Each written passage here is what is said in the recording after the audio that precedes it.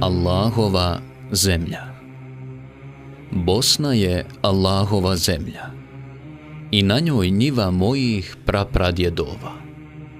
Nama u emanet dana.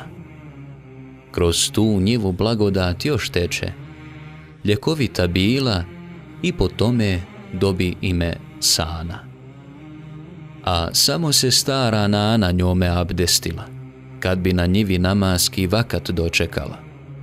Umij se, sine, znala je reći, ruke i noge svoje operi, obavi salat, on grijehe pere, jer namaz to je stup naše vjere.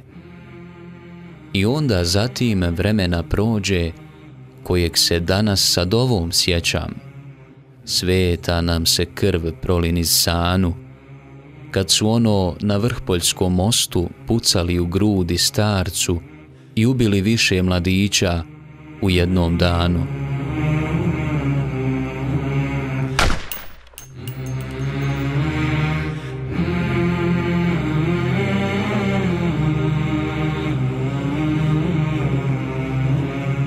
Bistra je opet Sana, ko šehidska krv čista, i njiva naša ko nekad miriše, džamija na njoj još veća i ljepša blista. Majko moja, za sina šehida presudit će dragi Bog između nas i onih koji su bez stida.